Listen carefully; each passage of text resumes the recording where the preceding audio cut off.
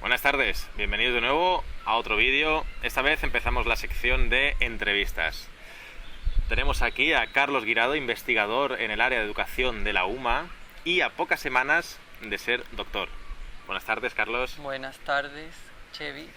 Hoy vamos a hablar de un tema polémico que hay mucha gente a favor y mucha gente en contra, como son los deberes en la escuela. Y Carlos tiene una postura bastante controvertida con respecto a la educación clásica. ¿Se puede decir que es controvertida tu postura? Yo diría más que controvertida, creo que es necesaria, no controvertida en la forma en la que yo catalogaría a mi pensamiento sobre los deberes. Cuando me refiero a controvertido, me refiero a que cuando tú vas a un colegio y la expones, mucha gente te puede decir, bueno, esta creo que no es una forma de... ¿Me explico? Que hay mucho... O sea, cuando tú chocas algo novedoso con algo clásico, de repente genera polémica. Eso es lo que me refiero. Quizá hay una falta de claridad conceptual en lo que es educación.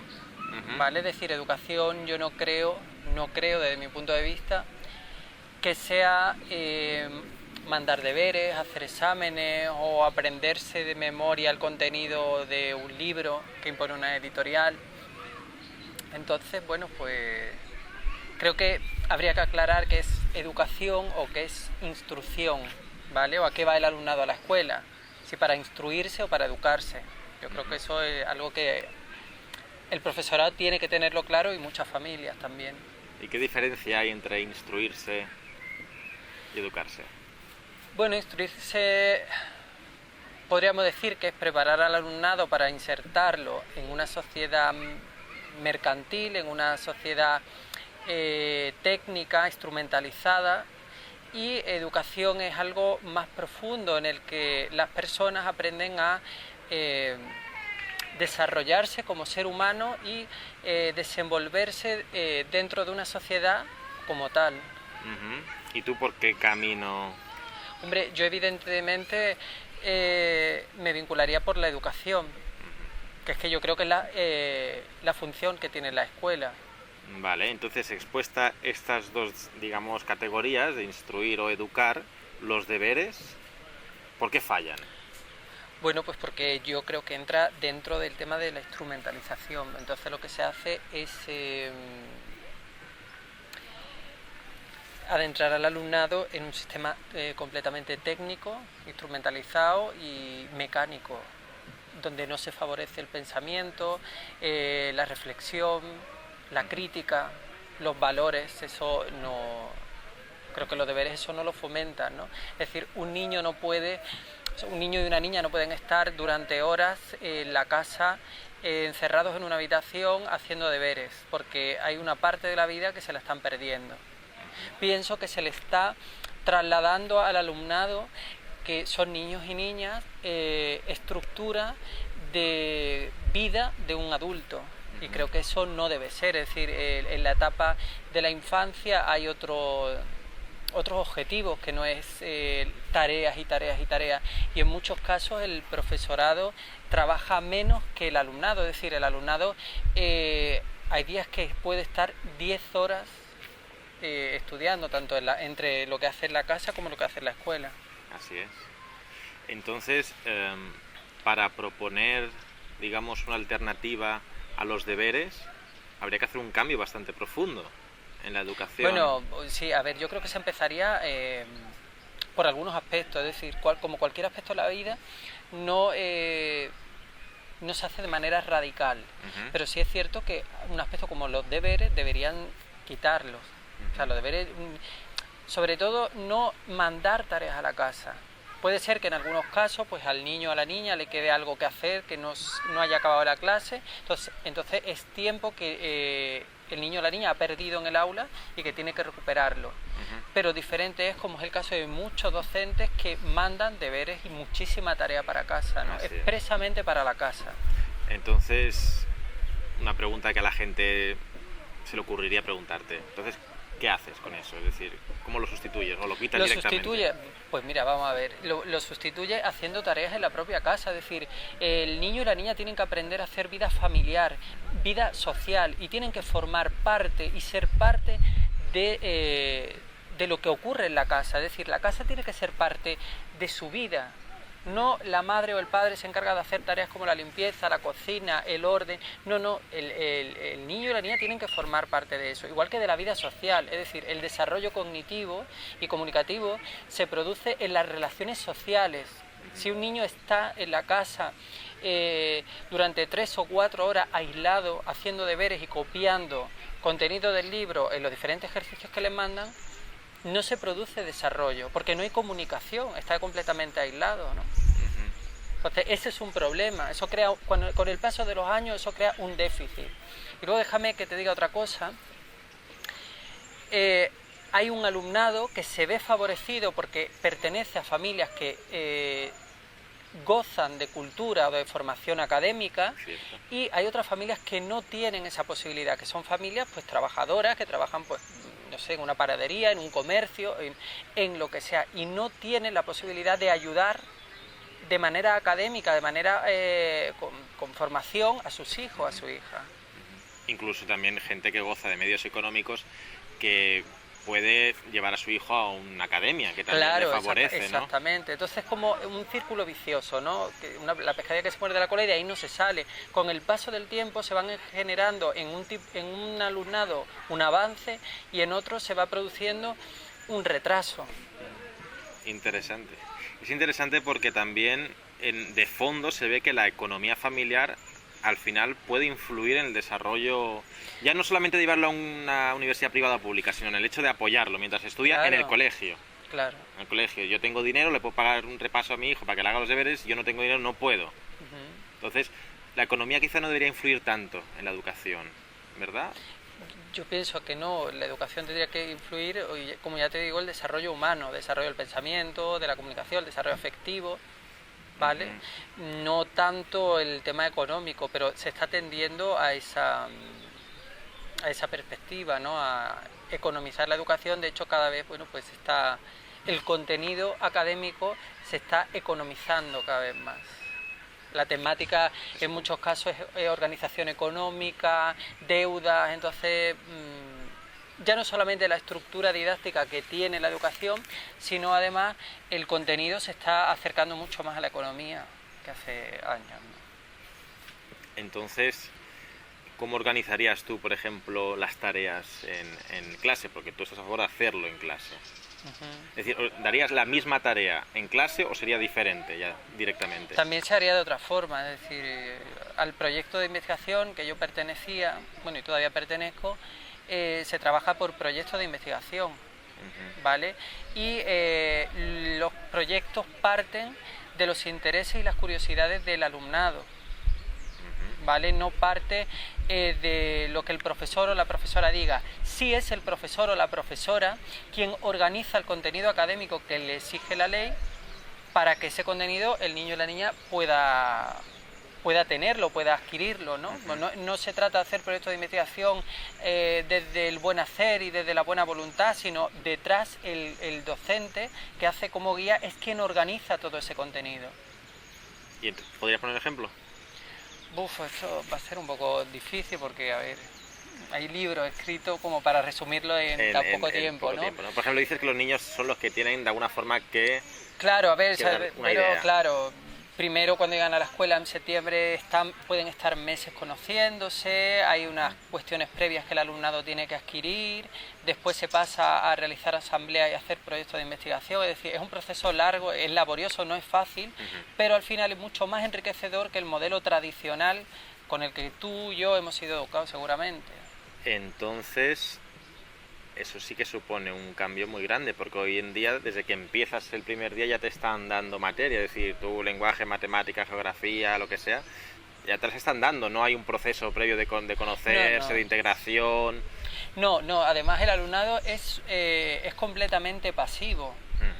Es completamente pasivo, es decir, no son participantes de su propia educación, solo son seres que están ahí sentados esperando a que el profesor, que es quien encarna el poder, pues diga lo que tiene que hacer, y ellos, y al que se revela pues un parte o se expulsa o el que muestra cualquier desacuerdo con el sistema. Eso es la organización que tenemos.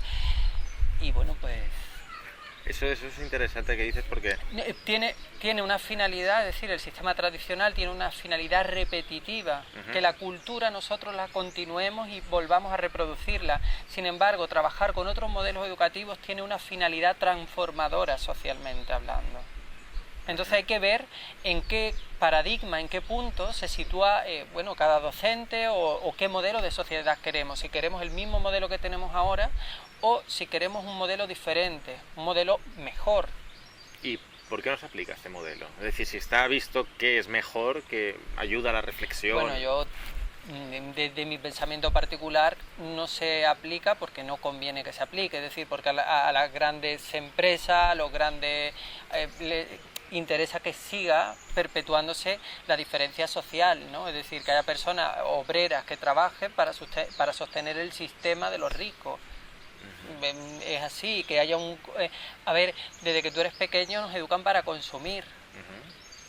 Yo últimamente, tras bastante lectura, la realización de la tesis, cosas que he unido con acontecimientos de mi vida cotidiana, te das cuenta que eres una posibilidad de generar dinero.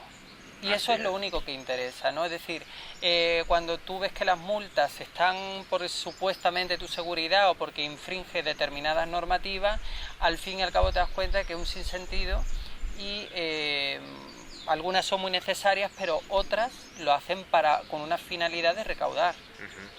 ¿Vale? Porque no hay otra... Entonces yo creo que cada uno, desde la concepción actual del ser humano, somos oportunidades de generar dinero. Exactamente, esa es la sensación que muchas veces tenemos en esa educación, que todos, digamos, es ABC, pasamos por el mismo proceso para poder encajar en un puesto laboral y generar dinero. Al fin y al cabo somos como máquinas para trabajar, claro. Nos preparan para eso, no nos preparan para saber afrontar la vida. Por ejemplo, psicológicamente no nos preparan en la escuela, emocionalmente no nos enseñan una educación psicológica, emocional... No, absolutamente, es todo completamente instrumentalizado, todo. Fíjate, la poca capacidad crítica que tienen los chicos y chicas, en ese modelo tradicional, yo tengo alumnos que les doy clases particulares, y algunos de ellos ya tienen, en el momento que salen en el mercado, un juguete, una pieza que se pone de moda, porque hay que ponerla de moda para recaudar dinero, ellos entran. Pero además que no se lo plantean, sino lo desean. Ahora está ese aparatito que da vueltas, que se coloca en el dedo, que dicen que es antiestrés. Bueno, ahora cada niño o cada niña puede tener como 3 o 4, ¿vale? Y eso ha sido en 2 o 3 semanas, todos los niños han pasado a tener uno. Entonces, es una cosa que tú dices, ¿pero para qué sirve? No lo saben para qué sirve, pero como lo tiene su compañero, lo tiene su compañera, lo han visto en un anuncio, pues lo quieren. No tienen una capacidad crítica, ni tampoco en la alimentación. Es decir, tú ves que hay niños y niñas comiendo dulces constantemente, bebiendo Fantas, Coca-Cola, cosas que son completamente químicas. Ellos no tienen conciencia de eso, no tienen ningún tipo de conciencia. Exactamente, no es algo que te enseñan en la escuela, no es una educación que te estén impartiendo para que ellos tengan esa capacidad de reflexión que nosotros adquirimos con los años. Claro, y a fuerza de golpes, claro. Y a fuerza de golpes, exactamente. Entonces, por ejemplo, a estos niños que son, como el caso que me contaron el otro día, una niña de 4 años que la llenan a deberes, ¿qué dirías tú? Hombre, yo en primer lugar, a la persona que le llena deberes había que echarla del centro, deberían echarla fuera. O sea, a un niño de 4 años o a una niña de 4 años no hay... no sé dónde se ha formado esa persona. Es decir, cuando tú tienes autores como Vygotsky, como Brunner, como Maturana, donde te dicen que el desarrollo cognitivo se produce a través del diálogo, a través de la experimentación en la vida cotidiana, de cualquier cosa, tocando a harina, tocando la tierra, el agua, experimentando, ¿cómo una niña de 4 años puede estar haciendo deberes? Eso debe ser ilegal, de hecho lo es. Es decir, su familia, si quiere, podría decir, no, mi hija no hace ningún deber, ¿no? Y estaría en su derecho de no hacerlo. Por supuesto que estaría en su derecho de no hacerlo. Esa etapa no debe hacer deberes. Te recuerda que tiene 4 años, está en infantil. En infantil no se mandan deberes. Yo creo que ese dato mucha gente no lo sabe. No lo sabe, muchos y otros. Ni siquiera gran parte del profesorado no tiene conocimiento de la normativa, no sabe... ¿Se exponen a que los puedan denunciar? Sí, hay gran parte, claro. Aparte yo creo, igual que ocurre, es decir, gran parte del profesorado, por desgracia, desde que acaba la formación universitaria no vuelven a hacer un curso de formación y de innovación, ni vuelven ni siquiera a tocar libros, ¿eh? Hay personas que acaban su carrera y dicen, yo ya no he leído más. Como una profesora que se dedica a la ciencia de la educación no lee más. Cuando de un año a otro, en 6 meses, en 2 meses, cambian conceptos como la integración, la inclusión, la equidad, son conceptos que se tienen que ir trabajando. Si una maestra o un maestro no tiene formación sobre estos conceptos, ¿cómo va a vivir cómo lo va a llevar al aula? ¿Cómo va a ser un aula inclusiva si no sabe qué es la inclusión? ¿Cómo va a vivir en la equidad si no sabe qué significa la equidad? O la igualdad, Entonces, pero es ese profesorado. Yo también pienso que la inspección aquí es muy débil. Yo he hecho algunos trabajos con el sistema educativo sueco y el sistema educativo español, y verdaderamente ellos tienen una inspección mucho más rigurosa que en España. Aquí es uno de los puntos débiles de nuestro país. Es decir, los inspectores no entran en las aulas, no ven el tipo de método que el profesorado está empleando. No, eso aquí no. No es habitual.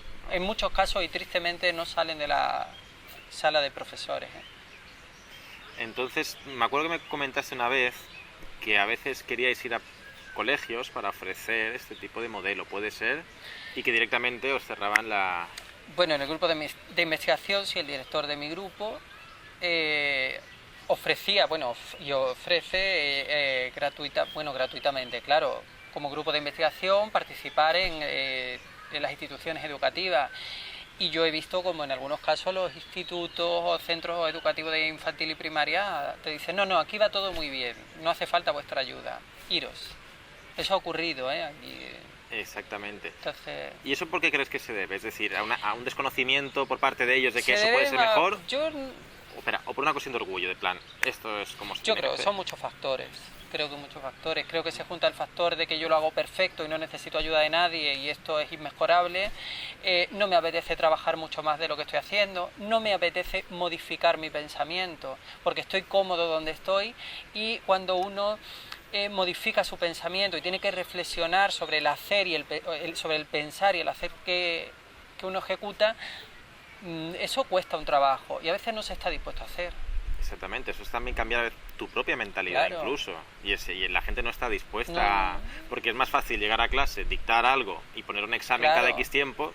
Yo vivo muy cómodamente. Bueno, que también tendrá su dificultad, no digo que no, es su trabajo. Pero el plan que tú propones o que tu proyecto propone, hay una implicación mucho mayor del docente. Incluso un cambio de pensamiento. Entonces, la inflexibilidad muchas veces mental de la gente es tan rígida. Hay mucha comodidad. Exactamente. Mucha comodidad. Es decir, el ser humano generalmente es cómodo. Sí hay personas que sí reflexionan, que son personas innovadoras, que son personas muy activas en la sociedad, ¿vale? Pero es cierto que la gran mayoría son personas que nos adaptamos a la comodidad, necesitamos rutina, tanta rutina. Tenemos el sistema educativo tradicional, es un sistema que pertenece a la Ilustración, hace aproximadamente 250 años de esto, ¿vale? Entonces, ya verás, seguimos en el mismo sistema, yo muchas veces me pregunto cómo se puede educar, cómo en un centro puede haber pizarras a día de hoy con tizas,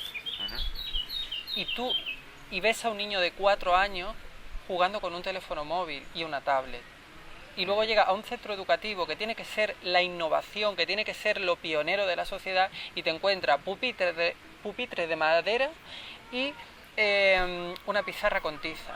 Y tú dices, normal que el niño se aburra, si estéticamente nada más verlo te provoca desidia, tedio, es una cosa horrible. Sí. Todo lo externo lleno de las últimas tecnologías, y ahora el aula sigue, pues no sé, la época de la dictadura. 50 años hacia atrás, es como traer una película antigua de aquellas. Todo lo que estás diciendo es muy interesante y muy innovador para la gente que nunca haya escuchado de este tema. Así, a modo de final, algunas palabras que te gustaría añadir. Pues principalmente que se respete la etapa de los niños y niñas. Eso creo que es fundamental, como te digo, como decía al principio, para respetar sus procesos de desarrollo. Y insisto que mientras más relaciones sociales tenga, mientras más experimente en su entorno, en su medio, mucho mejor que permanecer en una habitación durante 1 o 2 horas. La vida de un niño y de una niña es muy valiosa, el tiempo es muy valioso porque, como se dice popularmente, la infancia no es algo que se pueda recuperar, ¿vale? Se tiene mucho tiempo de ser adulto, pero la infancia es un proceso de aprendizaje constante, de experimentación, de apertura de todos los sentidos. Entonces, eso es lo que tiene que aprovechar, ¿vale? Y eso sería fundamental, que experimenten, que divaguen, que hagan cosas en la casa, en la calle, con los amigos, las amigas, no delante de un libro en una habitación. Así. Perfecto. Pues muchas gracias por tu colaboración y nos vemos en la siguiente cita. Hasta luego.